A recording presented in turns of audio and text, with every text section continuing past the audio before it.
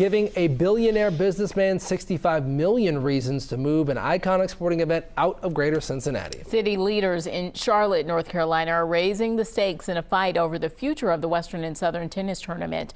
WLWT News 5's Todd Dykes is live tonight in Mason with the very latest. Todd? Yeah, Ashley and Stephen, council members in Charlotte seem to think it's almost game, set, match when it comes to where the Western and Southern Open will take place starting in 2026. But one man who's leading the fight to keep the tournament here in Mason says it's very much still in play. City leaders in Charlotte voted Monday night to spend $65 million on a proposed tennis complex that could one day host the Western and Southern Open. This is something that usually doesn't come around. I wouldn't even say this is once in a lifetime. This is just once in your imagination. Ahead of Monday's vote, Charlotte's council members saw these renderings that show what the proposed tennis facility would look like. They also heard how much money the Western and Southern, a premier sporting event that's been played in Greater Cincinnati for more than a century, could generate each year. The tournament impact is $275 million with more than 350,000 visitors annually.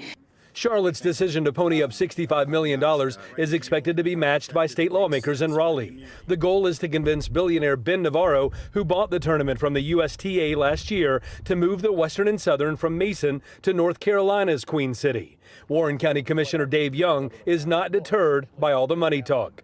It's not surprising to us. We knew this was going to be a competitive situation. Young says Navarro has to decide if he wants to spend more of his own money to take the tournament to the East Coast or invest a lot less to maintain its status as a crown jewel of Cincinnati's sports scene. Starting fresh in Charlotte sounds great. Hey, I'm going to have all these nice facilities. It's going to be brand new the way I want it. I've got more land. But it's going to cost him hundreds of millions more out of his pocket. There's unknowns there versus it's a known quantity here. Now, Young tells me those unknowns include infrastructure and environmental challenges that could arise at the site of the proposed tennis complex there in North Carolina. And while acknowledging that city leaders in Charlotte did score a point by approving the $65 million, Young said he and other local leaders are intent on winning the battle to keep the Western and Southern right here in Mason. Reporting live tonight, Todd Dykes, WLWT News 5. Yeah, Todd, we know money will play a key role here in what ultimately happens to the tournament. Just remind us one more time of the dollars that are being offered up here.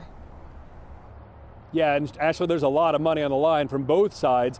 Last week, city leaders here in Mason agreed to spend $15 million to make upgrades to the Lindner Family Tennis Center behind me, which, of course, is the host facility for the Western and Southern. Warren County, they've approved $10.5 million, and state lawmakers may add another $20 million. So lots of money on the line here. The goal, of course, to keep the Western and Southern right here in Greater Cincinnati. Ashley? A lot of people hope they can do that. Todd Dykes reporting live for us. Thanks so much, Todd.